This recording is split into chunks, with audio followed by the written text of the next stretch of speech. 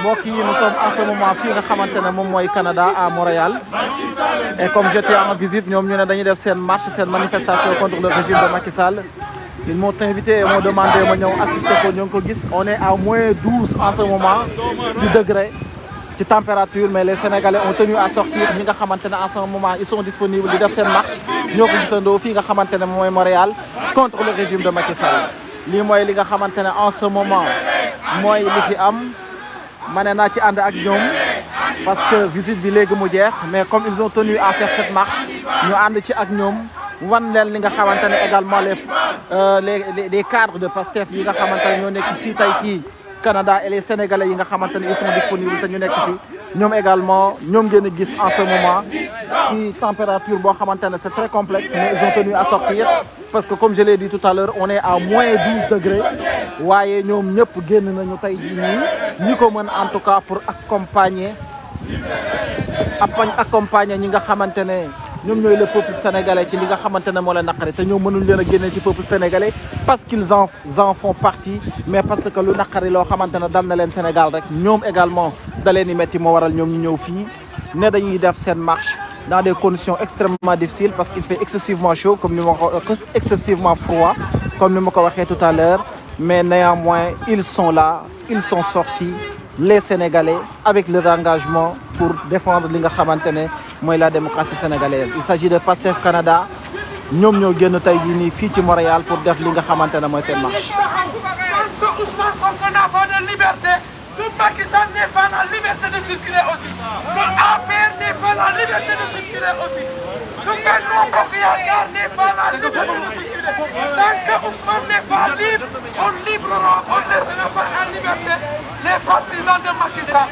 Libérez les dictateurs. Libérez Hannibal. Libérez Hannibal. Libérez Hannibal. Libérez Hannibal. Jaay doole dafa jeex. Jaay doole dafa jeex. Jaay doole dafa jeex. Jaay doole dafa jeex. Jaay doole dafa jeex. Jaay doole dafa jeex. Jaay doole dafa jeex. Jaay doole dafa jeex. Jaay doole dafa jeex. Jaay doole dafa jeex. Nous avons honte de vivre dans ces pays. Les autres Africains nous regardent aujourd'hui. Ils nous questionnent. On n'a pas de réponse. On a vu ce qui s'est passé avant-hier. Musul am fen. Lii c'est inacceptable. Lii c'est inacceptable. On ne peut pas le vivre. Mënuñu ko dund yéen ñii nekk Sénégal. ñun ngi nii mënuñoo nelaw. mënuñoo liggéey. Libérez le Sénégal. Libérez le Sénégal. Libérez le Sénégal. Libérez le Sénégal. Libérez le Sénégal. Libérez le Sénégal. Libérez Hannibal. Libérez.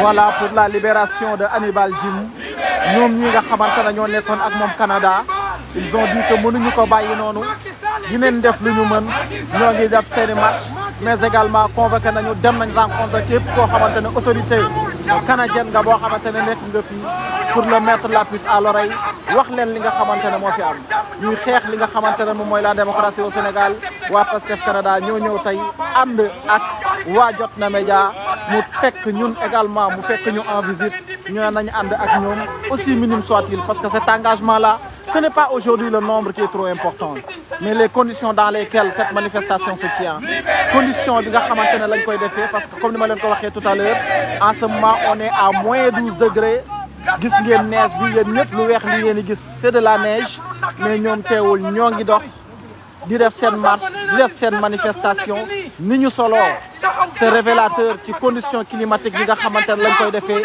waaye Sénégal jaral leen ko seen réew jaral leen ko ñu ne ñoom duñu toog ci li xew ci Sénégal ñu koy seetaan organiser cette marche là pour la libération des prisonniers politiques mais également pour la libération de Hannibal Djim. Nous en sommes là ici à Montréal avec les Sénégalais d'ici waa PASTEF ñoo ko déggandoo ma bàyyi leen ngeen ànd ak ñoom. Libérez Hannibal. Libérez Hannibal. Libérez Hannibal.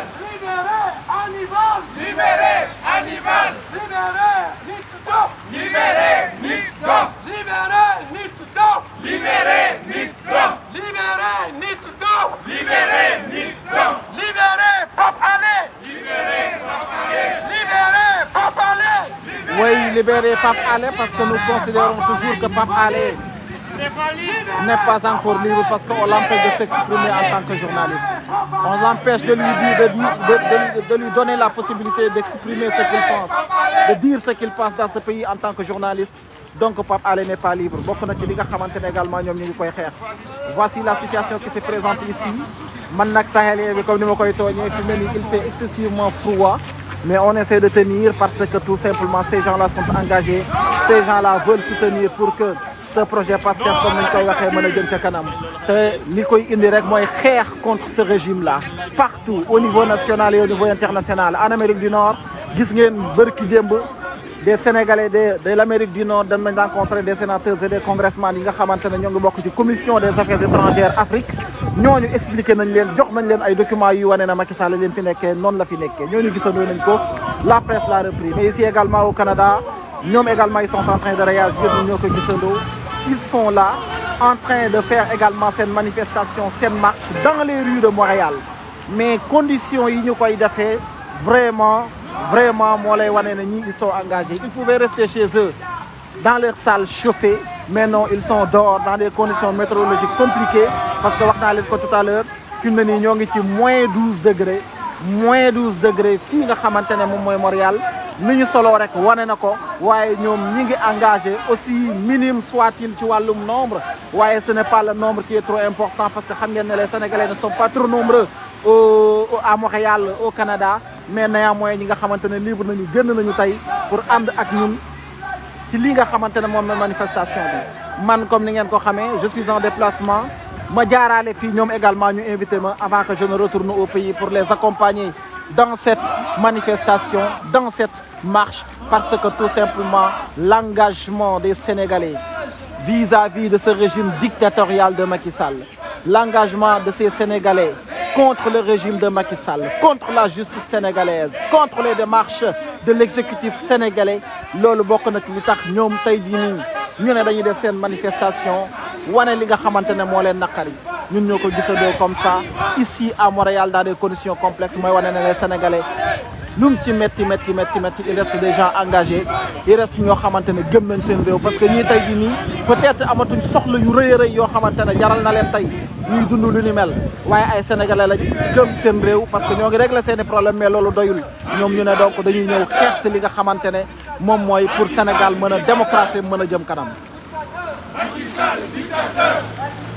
Macky Sall le dictateur. Macky Sall dégage. Macky Sall dégage. Macky Sall dégage. Macky Sall dégage. Macky Sall dégage. Macky Sall dégage. Macky Sall dégage. Voilà. Macky Sall dégage. Macky Sall dégage. Exactement des rigueurs climatiques yu metti la ñu nekk mu sedd lool ni ñu solo même tubaab bi sax sans doute ils doivent s'interroger pourquoi ces gens-là dans des conditions-là sortent pour se manifester mais teewul ñoom ñu ngi génn def seen marche di manifester di wane ne ils ne sont pas contents parce que nous ne pouvons être contents parce que en réalité ñoom ay Sénégalais la ñoo xamante ne ils résident ici au Canada ñoo ngi koy wax tout à l'heure nee nañ seeni nit ñi dañ leen di laaj lan moo xew seen réew pourquoi seeni réew mënu la am démocratie pourquoi seeni réew ñuy jàpp nit ñi di leen tooñ di leen gaañ di leen rey ñoom ñu ne dañuy manifester ici au Canada pour montrer leur ras-le-bol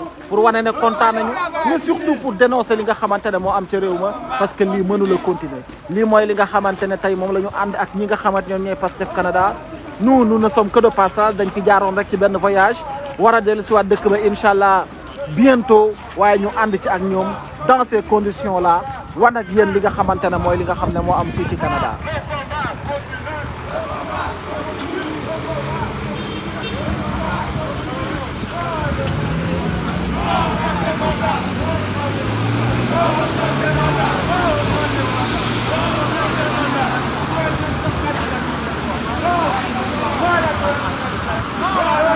Maintenant comme ni ma ko tàmm di defee damay dox tuuti laaj ñenn ñi ñu wax également li ñu xalaat wala ñu bàyyi ba fi nga xamante ne mooy point bi ñu war a taxawee exactement c'est ce qu'on m'a dit am na foo xamante ne fa mooy nekk point de chute bi ñoom ñëpp ku ci nekk ñi nga xamante ne war nañu jël kàddu dinañ jël kàddu kon ñu ànd ak yéen ci marche bi rek comme ni ma ko waxee tout à l'heure fii ci nga xamante ne moom mooy Montréal condition yi nga xamante ne moom la ñuy defee marche bi dafa metti gis ngeen neige bi lu weex lu ngeen gis yëpp neige la aux alentours mais voilà teewul -12 la ñu nekk teewul ñoom ñëpp ñu ngi génn di def li nga xamante ne mooy seen marche avec un nombre certes réduit par rapport au Sénégal mais dans des conditions extrêmement difficiles, témoins de leur engagement, témoins de leur patriotisme, mais aussi témoins d'une lutte âpre qu'ils comptent mener contre ce régime Macky Sall, contre ce régime dictatorial. Lii mooy li nga xamante ne en ce moment moom la ñu nekkee fii ci Montréal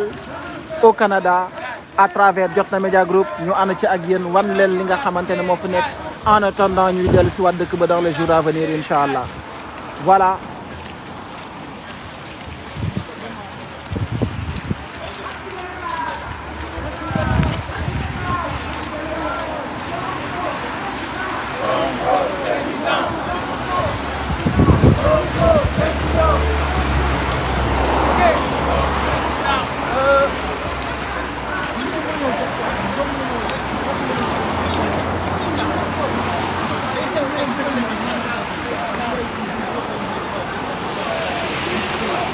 Oui.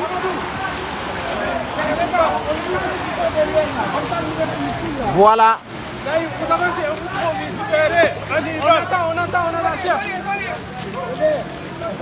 Voilà. Ils sont en train de s'organiser pour faire bloc ànd ak ñi nga xamante ne ñoom ñoo fi nekk ñëpp parce que ñi ngeen di seen ñëpp ci ginnaaw ci manifestation bi ou marche bi ci la ñu bokk ngir dox dans les rues de Montréal dans ces conditions là wan leen ne ñoom ñun ne sont pas contents ils ne sont pas d'accord lii mooy li nga xamante ne moo am en ce moment.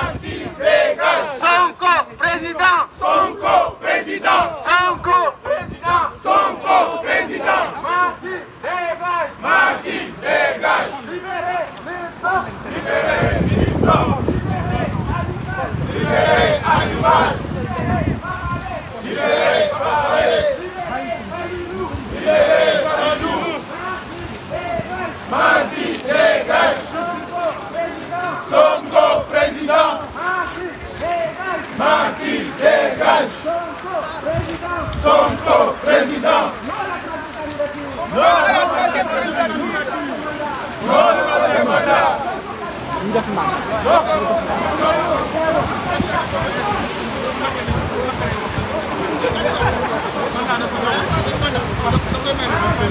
Macky dégage. Macky dégage. Sonko président. Voilà maa ngi leen koy wax tout à l'heure ñoo ngi fii ci Canada précisément à Montréal Pastef Canada yi nga xamante ne ñoo nekkee zone bi ñoom ñoo génn def li nga xamante ne mooy seen marche bi seen manifestation bi pour dénoncer attitude régime mu Macky Sall vis-à-vis des Sénégalais mais également pour la libération de Hannibal Djim ñoo ko gisandoo à travers cette pancarte qui démontre que li ñu bëgg mooy Hannibal Djim bi nga xamante ne nekkoon na ci Canada dem Sénégal takk soxna war a dellu si waat ñu ne ko doo dellu jël ko tëj ko ci prison bi ci loo xamante ne du dëgg du yoon Pastef Canada à travers Pastef Montréal ak ñi nga xamante ne ñëw nañu ne ñoom loolu duñ ko cautionné ñoom loolu duñ ko nangu dinañ génn def li nga xamante ne moom mooy seen manifestation def li nga xamante ne mooy seen marche parce qu'ils considèrent qu'un résident canadien qui s'appelle Hannibal Djim dans les réseaux sociaux jàpp nañ ko ci jàpp boo xamante ne du dëgg du yoon ñoom ñu ne également dañuy génn dénoncer li nga xamante ne moom moo nekk dans des conditions extrêmement difficiles parce que si au Sénégal il fait un peu froid wala boog dans les prisons sénégalaises il fait chaud et que maintenant sachez que ñi également les conditions dans lesquelles ils sont en train de faire cette marche les conditions dans lesquelles ils sont en train de faire cette manifestation sont extrêmement difficiles parce qu'on est à peu près à moins 12 voire moins 13 degrés d'après les vérifications que je viens de faire loolu moo lay wan ne en ce moment ñii également ils sont engagés loolu mooy wane ne également ñii dañoo bëgg seen réew mais loolu moo lay wan ne ñii dara taxu leen a jóg lu dul fexe ba réew mi mën a jëm kanam donte picc ma nga ca kaw waaye xel maa nga ca suuf parce que ñoom ñu ngi Canada waaye seeni doom seeni jarbaat seeni mag seeni rak seen deret ci li ñuy yëg sénégalais la parce qu'ils sont des sénégalais à part entière loolu la ñu gëm te loolu mooy li nga xamante ne moom la ñuy dund loolu moo waral tey dans ces conditions aussi difficiles yéen a gis noonu bu ngeen xoolee bu baax di ngeen gis ne neige baa ngi commencé wàcc parce que il fait très très froid man mii sama loxo yi su ma ko dugalul ci oto bi dinaa ci am problème parce que xamuma sedd bi ni mel waaye ànd ak ñoom ci liggéey bi nga xamante ne ñoo ngi koy def dans le cadre du projet PASTEF dans le cadre du projet de révolution pour que Sénégal mën a changer ñoom ñu ne jaral na leen ñu génn dox génn marche dans ces conditions là pour wane leur engagement. Je dis que dox ci conditions yii nii rek kese di ci dox di def seen marche nombre bi nu mu mënti toll rek day wane ne ñoom dañoo engagé day wane ne ñoom dañoo bëgg seen réew mais day wane ne ñoom également dinañ xeex ngir Sénégal li nga xamante ne moo fa am ci wàllum dictature mën faa jeex. loolu mooy li nga xamante ne tey jii nii moom la ñu àndee ak ñi nga xamante ne ñoom ñooy PASTEF Canada fii ci Montréal ñu bàyyi leen ngeen ànd ak ñoom tuuti déglu li nga xamante ne mooy seen i métit seen i naqar à travers li nga xamante ne moom mooy public bi.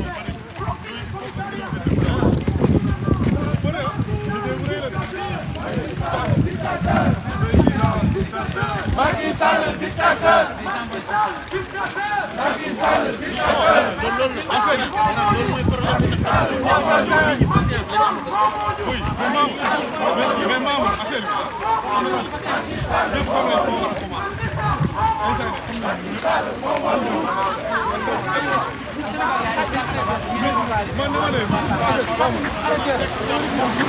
Nous sommes charmés, il faut le dire, par l'engagement de ces gens.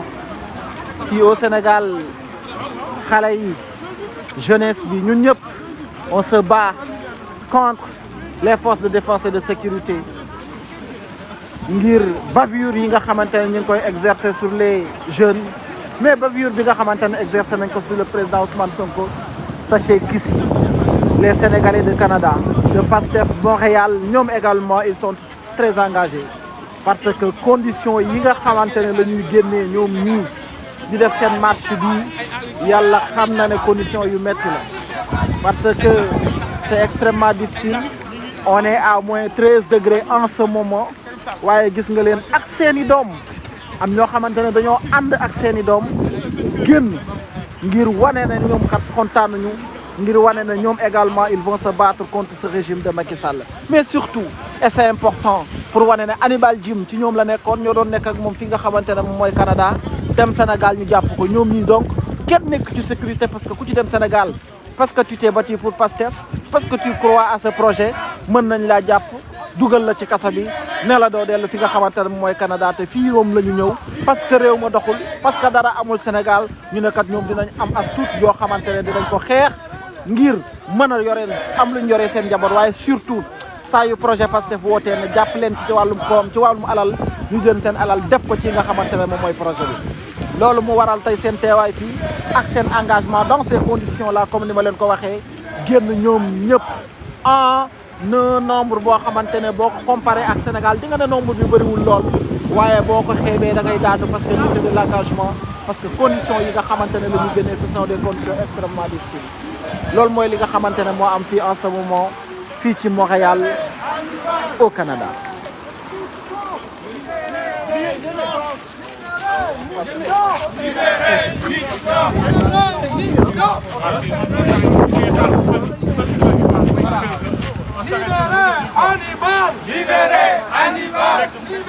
li yëpp li ko waral mooy ñoom li ñu gis nga xamante ne moo am ci réew mi ci wàllum développement ñoom dañoo gëm ne war na mën a am Sénégal moo waral ngeen gis seen engagement ak seen taxawaay dans ces conditions donc ñoom lu mu métti métti ils tiennent encore au pays ils tiennent encore le développement de ce pays mais croient également à ce que le Sénégal puisse se développer un jour à travers le projet PASTEF loolu mooy li nga xamante ne moo nekk fii moom la ñu fekk fii ci Canada ak waa PASTEF Canada. Libérez Hannibal! Libérez les prisonniers! Libérez les prisonniers! Libérez les prisonniers! Libérez les prisonniers! Libérez les prisonniers! Libérez les prisonniers! Libérez Fadilou! Libérez Fadilou! Libérez Abidjan! Libérez Abidjan! Libérez Abidjan!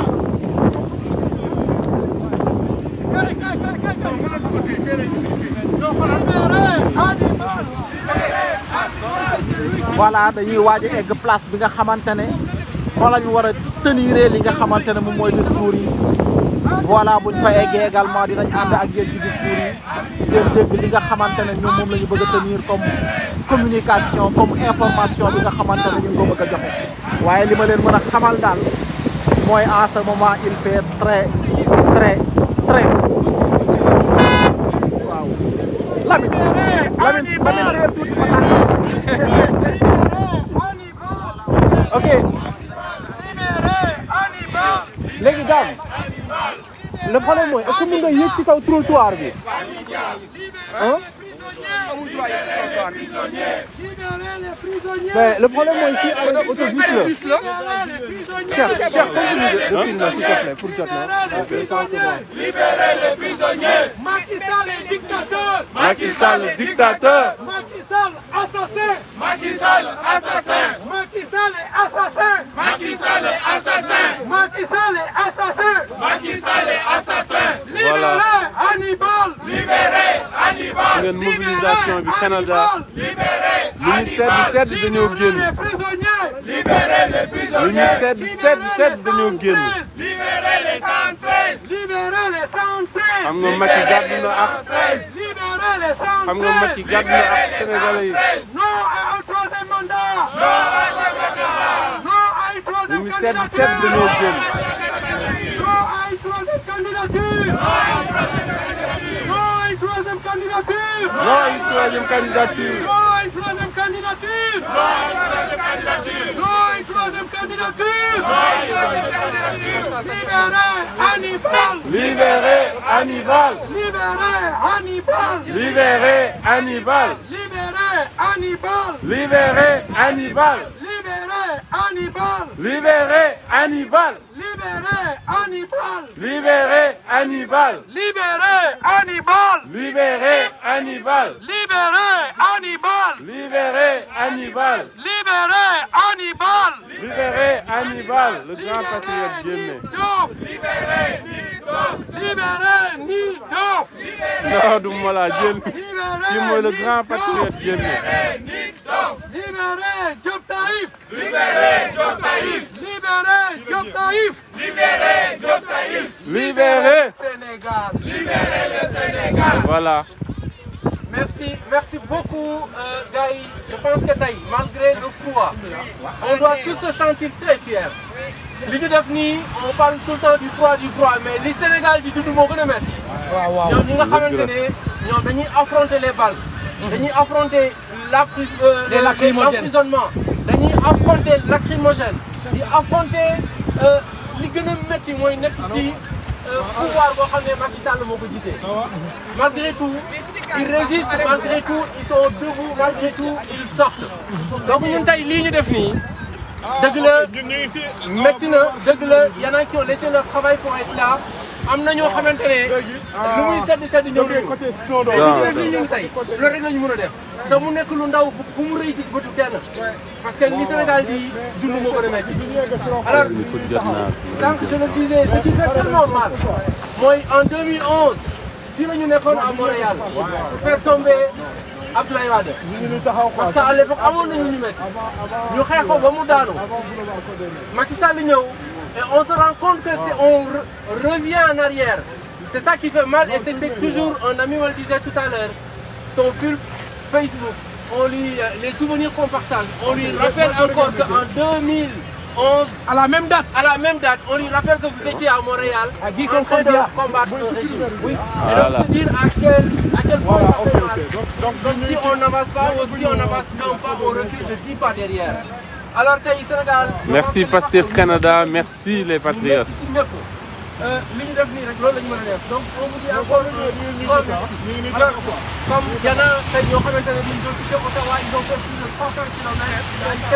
Les shérifs et autres ils sont venus. D'autres sont partis de Drummondville.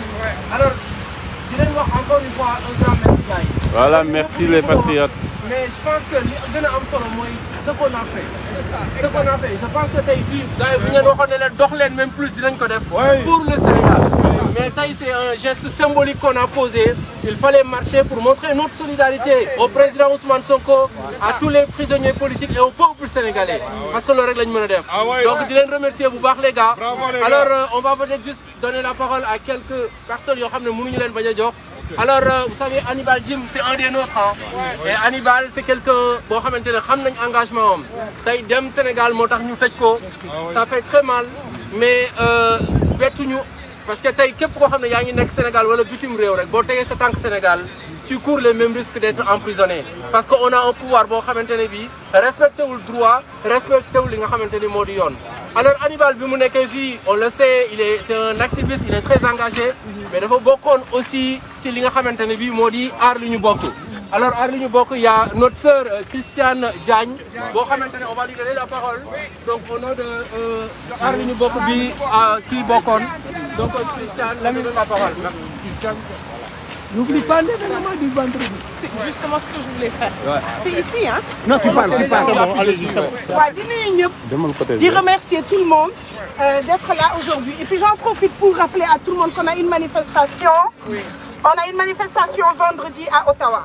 Okay. On va aller à l'ambassade, on va aller se retrouver là-bas et puis on va aller au bureau de Mélanie Joly. Macky Sall qui se présente à l'international comme un homme démocratique. On va aller dire aux gens, hier il nous a donné l'occasion, il a démontré à tout le monde à quel point il est violent. Donc je pense qu'il a déjà fait une bonne partie du travail pour nous.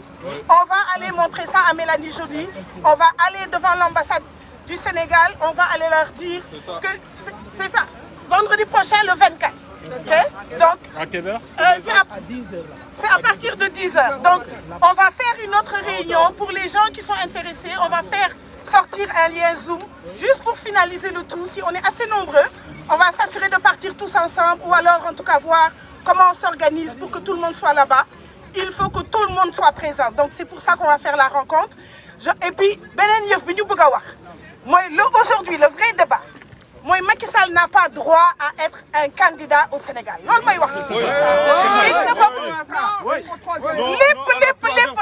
diversion. Il y a une seule personne aujourd'hui dont la vie doit être en danger au Sénégal pour vouloir allumer le Sénégal. Et c'est Macky Sall. Ousmane Sonko. Donc, il n'est que dans la diversion, il n'est que dans l'intimidation. Mais je pense que Macky Sall, c'est quelqu'un qui ne connaît pas l'histoire du peuple sénégalais. Qu'il est Sassou Nguesso ou qu'il est Ouattara. Il peut venir et puis nous intimider. Donc on va juste lui envoyer le message vendredi prochain à l'ambassade pour lui dire qu'il ne fera... Force restera au peuple. Force restera au peuple. Merci à tout le monde. Merci. Merci. La sœur Christiane Diagne, donc beaucoup de Arli beaucoup. Comme je le disais tout à l'heure, mégaphone bi amna lu mëna wax chacun a quelque chose dans le cœur et ku nek am nga lo xamné mën nga ko wax tout à l'heure il y a le frère Sadir Top donc qui a quitté qui est venu du Sénégal donc et actuellement li nga xamantene moy jall ça passe sur Jotna Média donc dina jël quelques réactions rek dans la foule mais amna ñoo xamné comme aussi ay représentants de la communauté lañ mënuñu leen baña jox cadeau comme je le disais mënuñu jox ñëpp cadeau nak par contre donc je vais juste pour terminer oui, la sœur Khadija tout à l'heure, s'il te plaît. Ouais. Alors, après, on donne la parole à Chérif pour le clôturer. Et après, comme on a l'habitude de le faire, on va juste retourner tranquillement, mais ça va continuer. Nous allons réagir. Khadija. Tu vas parler, oui. Oui. Alors, assalamu alaikum tout le monde. Merci tous d'être là. Je vous remercie vivement l'assistance. Voilà, il est vrai que ça n'a pas été très évident. Vu au climat qu'il y a aujourd'hui, il y a la neige qui tombe sur nous. Malgré ça, on tient le coup parce que ça vaut le coup. Oui, bravo. Macky Sall est en train de mettre de la... Excusez-moi du terme, mais je suis tellement fâché contre Macky Sall que vraiment je ne peux plus me retenir. Nous disons non à la dictature de Macky Sall. Non à la dictature de Macky Sall. Macky Sall, on ne va pas te laisser nous malmener. Macky Sall, nous voulons que vous laissiez en paix le président Ousmane Sonko, sachant qu'il a été choisi par le peuple. Ousmane Sonko a été choisi par le peuple, monsieur Macky Sall. Il faut que tu te mettes ça dans la tête. Pas, et on n'acceptera pas que tu l'élimines. Candidat 2024, président Ousmane Sonko, par la force. Par la force. Par la force. Merci Sister Khadija. Alors, encore une fois, de remercier, il y a Momar qui a quitté Toronto. Vous voyez, c'est ça qui fait plaisir, de voir que les gens quittent de loin, ils font des heures et des heures pour être présents ici. Donc, de les remercier, oui, Momar, donc juste dire un mot peut-être. Merci Momar. Assalamu alaikum wa rahmatullah. Alaykoum salam. Bon, comme man j'ai fait du chemin, je vais être Le bref. grand patriote. D'abord, je vais résumer la situation en 2 mots. Hein? Ñun suñu projet bi ñu am ñu teg ko ci loxo Ousmane Sonko kooku nee nañu ñaawteef yi ñu koy def moom il est arrivé à ses limites. Deuxième chose, il nous a décrit Macky Sall. Qui est Macky Sall? Ousmane Sonko nee na mooy ki gën a bon sur terre. Troisième chose mooy lépp lu ñu warloo woon ak Ousmane Sonko def na ko ba mu jeex tàkk donc xeex rek moo ci des. Oui. donc lu ma gëm mooy ñun ñoo ci des. Oui. soxlawuñu ndigal Ousmane Sonko def na li mu war a def lépp. Oui. On doit se battre. Ñun nag on peut se battre ici dans le froid. Oui. ñi nekk Sénégal il faut se battre là-bas. La confrontation est inévitable. On y est, on y est. man loolu laa gëm. on y est.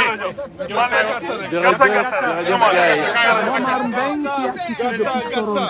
Vous Merci, bon, imaginez j'ai dit si pour clôturer, mais avant, il y a un autre qui vient de loin, nos compatriotes qui vivent à Ottawa, Gatineau, donc salaamaaleykum. bon mbokk yi defe naa man sama affaire 2 minutes sax bu ko defee bari na xam nga Macky Sall amatul dañuy xaar mu wax day bokk wala du bokk. Ah oui. c'est-à-dire que en ce moment là on doit lui mettre la pression Macky Sall amul droit bokk te ñëpp xam nañ ko. c'est-à-dire que ñun nañu déroulé te lu mu ci bañuñu ko ci. damay wax nag Sénégal bu fekkee gis ngeen temps bi fii ni mu mel. mi ngi sedd guy nit ñi jógee fu sori yéen ngeen nekk foofu donc yéen ñun lu ñu jaral malgré ces conditions là vous devez être au premier plan et du ngeen ci wét ci xeex. Regarde, on va faire dañ koy démultiplier. Voilà, le bien coup de le plus en hauteur, c'est mieux. On peut nous taxawee nii sax ça va être plus simple. est-ce que yéen a ngi dégg. tey nag Cheikh Diaw le grand patriote dafa soppi reporter jot naa.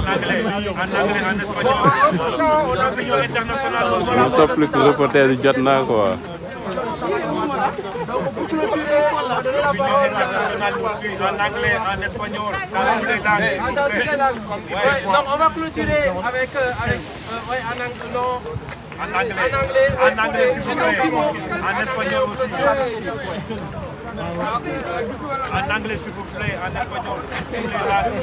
Il y a l'opinion internationale qui nous suit. Le son est bon.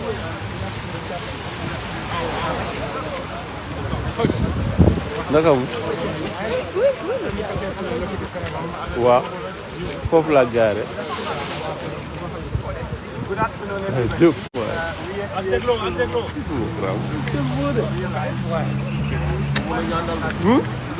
non xool ko.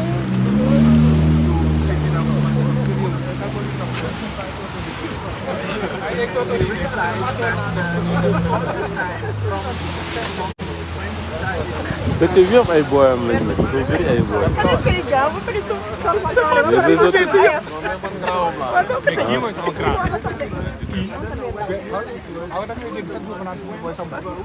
c'est la première fois ma gis ko doon grand ko doon sa grand. ok. kon baax na.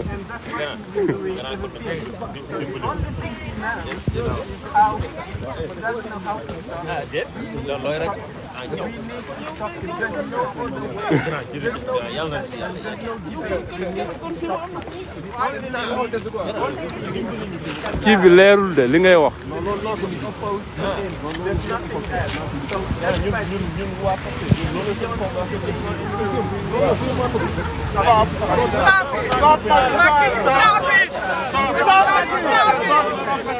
gars yi ñoo ko gisandoo gis ngeen Pastef Canada ni ñu taxawee ci mbedd yi bu ngeen xamoon sedd bi nekk ci mbedd mi man miy wax sax sama gimiñ gi mënul ubbeeku ndax daanaka dafa gelé xam ngeen gimiñ day tooy boobu mooy tax pratiquement sañ wax sax day jafe wax sax mënuma ko ah jot naa wax sax mënuma ko donc ngeen xam ni sénégalais yi dañoo taxaw pour Macky Sall jóge fi quoi vraiment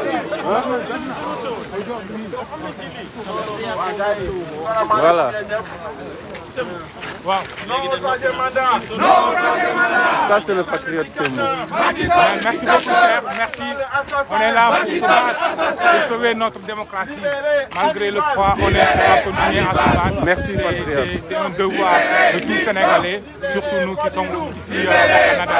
Parce qu'aujourd'hui, dans un pays qu'on appelle le Sénégal, un homme nommé Ousmane Sonko est traqué, intimidé jusqu'au dernier recoin pour simplement dire qu'il a des idées politiques différentes de celles de Macky Sall.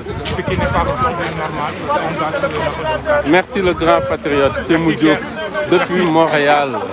Un grand patriote d'ailleurs. Merci beaucoup.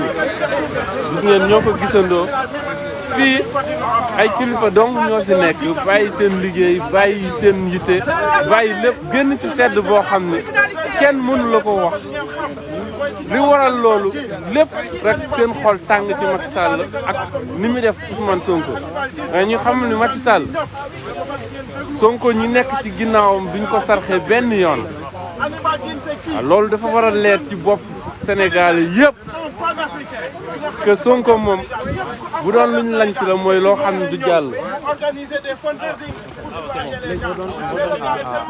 waaw Sadik voilà léegi ñu joxaat Sadik.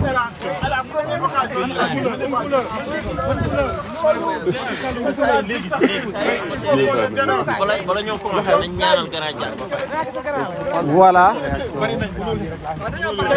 gars yi man sedd bi ma jàppoon ba ma daw ci oto bi parce que sama loxo yi dafa commencé woon gelé et voilà je suis là revenu. Macky Sall mu ne ñii leen rek lañ mérité muy prison. C'est la raison pour laquelle notre président a dit Macky Sall bokk na ci ñi gën a bon Sénégal te Inch'Allah il lui reste quelques mois au Sénégal et il va dégager. Macky Sall dégage! Macky Sall dégage! Li may conclure c'est très simple. Nous sommes ici au Canada, certes ñu ngi liggéey ci combat bi mais am na loo xam ne mën nañ ko def et je vous y engage tous. maa ngi leen di appeler à ce que vous soyez présents sur les réseaux sociaux. Je vous appelle à aller voir vos députés, les avocats, constituez-vous en pool d'avocats. Nañu taxaw woon ko ni en tout cas pour le Canada, nous déclarons le président Macky Sall et tout son régime personnel non grata. Mais oui, c'est fini pour lui. Nous sommes tous des Canadiens aujourd'hui ici. Constituons-nous ensemble, nañu wone suñu doole. Il faut qu'on dise à Justin Trudeau ak ñooñu que Macky Sall du nit ku baax. On ne veut plus de rapport entre le Canada et le Sénégal de Macky Sall. Yàggatul Inch'Allah on prendra notre pays teg ko ci loxo Ousmane Sonko ñu changer le Sénégal. Merci beaucoup. Voilà kooku sa Chérif bi moom mooy ki nga xamante ne moom mooy le responsable des finances de PASTEF. Sonko président. moom mooy également le coordonnateur de PASTEF Canada mon frère Sène na nga def j'espère que yaa ngi ci jàmm. voilà merci beaucoup ñoo ko gisandoo ici en ce moment fii nga xamante ne moom mooy Montréal Québec. oui je vais reprendre la voiture Lamine léegi bu retourner rek je reprends ah. Est-ce que tu es capable de marcher bañ a yàgg? Voilà comme je vous le disais ñoo ngi nekk fi nga xamante ne moom mooy Montréal il fait très froid ba boo ñunul li nga xamante ne noonu la ñu doxalee ba moytuwul rek affaire yi sonal la voilà waaye c'est un réel plaisir ànd ak yéen wan leen li nga xamante ne mooy li fi nekk fii ci marche bi nga xamante ne moom la ñu amal ak ñi nga xamante ne ñoom ñooy Pastef Canada c'est un réel plaisir ànd ak yéen voilà wan leen li nga xamante ne moo xew fii ci Canada ak waa Pastef Canada voilà voilà on me demande de me protéger parce que ñoom ñoo fi miin c'est vrai qu'il fait excessivement froid waaye c'est un réel plaisir ànd ak ñi nga xamante ne ñoom ñooy waa Montréal waa Pastef Canada dans des conditions météorologiques yu metti parce que comme ni ma leen ko waxee tout à l'heure ressenti bi en ce moment egg na ci moins 18 waaye teewul ñëpp a ngi génn en ce moment di dox fi nga xamante ne moom mooy Canada di def seen marche ngir dénoncer li nga xamante ne moom mooy la situation bi am au Sénégal. Voilà, je vais donner la parole à... Il nous explique les démarches qui sont en train d'être faites actuellement au Sénégal. Bon, tu peux lui donner la parole. Voilà, léegi damay ni lay def gars ñi li nga xamante ne mën naa leen a jox kàddu pour ñu expliquer waa Pastef de cette marche. Quelles sont les démarches qui ont été entreprises? Yan acte ngeen posé? Naka ngeen taxawee pour xeex li nga xamante ne moom mooy doxalinu Macky Sall. Salut, salaamaaleykum. Waaleykum salaam. maa ngi nuyu ñëpp man Jean Ousmane laa tudd je suis le coordonnateur de FRAPP Diaspora. Donc en ce moment liggéey bi c'est simple c'est-à-dire que ñun ñu ngi yóbbu xeex bi feneen c'est-à-dire que au niveau international. lii pour la première chose mooy que ne on a des mails et tout se passe bien c'est-à-dire que ñoom ñu ngi nekk fu mu toll nii. di dépêcher ay nit pour ñu wax ci mbirum problème Hannibal bi beneen bi nga xam ne moom lañ nekk di def mooy que ne y a des lettres qui sont déjà prêtes pour tous les députés de circonscription non seulement fii Hannibal dëkk mais tamit bi nga xam ne moom moo nar a dem au niveau du ministère de l'immigration plus beneen lettre bi nga xam ne moom mooy dem ci Mélanie Joly. Et la semaine prochaine, c'est-à-dire vendredi 24, Inch'Allah, ce qu'on va faire, moi, dañu nar a dem au niveau de l'ambassade du Sénégal ici à Ottawa pour manifester et puis éventuellement faire l'accusé de réception de tous les documents qu'on a mis en place. Bu ñu jugee ci loolu après dañuy dem nag au niveau de la chambre des communes. Foofu la ñu am rendez-vous ak Mélanie Joly, c'est-à-dire la ministre des Affaires étrangères. Donc oui, le combat il est au Sénégal, mais le combat il est ici. Parce que dootul rek mbirum Hannibal dafay nekk ñun ñii ñëpp ressortissants sénégalais yi nga xam ne on est à l'extérieur et donc en ce moment il y a Aar Li Ñu Bokk Canada boo xamante ne mu ngi ci liggéey bi FRAPP Diaspora waa Pastef aussi ñu ngi ci liggéey bi ak le rassemblement africain mooy tous les Camerounais Congolais puis haïtiens yi nga xam ne ñu ngi fii au Canada mais dimanche rek inchallah am nañu sax benn réunion communautaire boo xamante ne on va aller pour participer à une émission pour encore internationaliser ce combat là mooy jàpp bi ñu jàpp Hannibal de manière arbitraire avec un dossier donc foofu lañ ci toll ñun FRAPP Diaspora et la diaspora du Canada en ce moment et ñu ngi xool tamit au niveau de la France nan la ñuy def ba samedi prochain ñoom ils vont faire une marche ñun fii ñu synchroniser ko et dans les autres pays dans le monde pour ñu internationaliser liggéey bi c'est ça foofu lañ ci toll fu mu toll nii. merci beaucoup nañ kontaan nañu lool bi nit yi teew merci ndax liggéey bi dootul rek FRAPP dootul rek Pastef dafay nekk képp ku sénégalais boo xamante ne yaa ngi à l'extérieur. merci beaucoup voilà merci beaucoup ñoo ko gisandoo ñoom ñi également ci combat bi la ñu bokk léegi ñu def li nga xamante ne mooy suñu mot de la conclusion ñu jox le responsable bon pour pouvoir le présenter day xaw a métti parce que Lamine quand même vous avez sans doute vu un livre Lamine Niang c'est-à-dire Top c'était avec lui et pourtant on s'est vu juste après avoir écrit ensemble le livre moom Lamine Niang moom mooy également le responsable de la communication de Pastef Canada mais également moom mooy le responsable administratif de Jotna Media Group bi nga xamante ne yéen a ngi gis liggéey bi muy def et il le témoigne il le fait tout cela depuis fi nga xamante ne moom mooy Canada donc moom la ñuy jox kàddu bi mu tëj live bi nga xamante ne doon nañ leen ko defal ci manifestation bi nga xamante ne ñii di waa Canada ñu ngi koy def kon Lamine. waaw c'est-à-dire mais merci xanaa tu as vu hein je pense que c'était une expérience qu'il fallait aussi vivre de ta part gis nga tey sénégalais yi pour wane seen taxawaay ak wane seen détermination wane également li nga xamante ne bii mooy seen pas-pas seen patriotisme li ñuy sori lu muy sedd nit ñi gis nga ñi jógee ba Toronto nga xamante ne bii c'est des heures et des heures la ñu def pour fekkee li nga xamante ne bii moo di manif bi am fii tey à Montréal ñenn ñi jógee Ottawa ñenn ñi jógee Drummondville ñenn ñi jógee la ville de Québec donc les gens ont parcouru des kilomètres am na ñoo xamante ne bii mënuñu ñëw et malgré tout gis nga nit ñi quand même ils étaient présents on l'a fait en moins de 48 heures le message est passé ñenn ñi ba léegi ñu ngi jot ay messages ñu naan ñu mais pourquoi yëgalu leen ñu ko mais il fallait poser cet acte là qui est un acte symbolique pour montrer au Sénégal que on est très solidaire li ñuy sori teewul suñu xel yëpp mu ngi fa et que tey ñoom li ñuy dund xam nañ ne moo gën a metti ñun tey mënuñu yëg le froid ñun mënuñu yëg li nga xamante ne bii moo di li ñuy dund nii actuellement parce que simplement xam nañ li sénégalais yi di dund moo gën a metti xam nañ ne li sénégalais yi di dund mooy li gën a diis ndax waxuma grenade lacrymogène yi waxuma emprisonnement yi waxuma rey yi ñuy rey les sénégalais waxuma humiliation yi ak torture yi nga xamante ne ñu koy teg ci le peuple sénégalais te kenn waralu ko ku dul le président Macky Sall le président actuel donc loolu waxuma bu ñu weesoo loolu yëpp teewul les sénégalais sont capables aujourd'hui de l'endurer mais nag ñu leen di wax ne que nañu résister di leen wax ne leen tey nañu continuer li nga xamante ne bi moo di combativité bi ñu àndal nañu continuer ak li nga xamante ne bi moo di ni ñu bëggee protéger li nga xam ne moo di le projet Pastef luñ ci def benn nañ ko gën a yokk xam ne que ce n'est qu'une question de mois avant qu'on en finisse définitivement avec ce régime.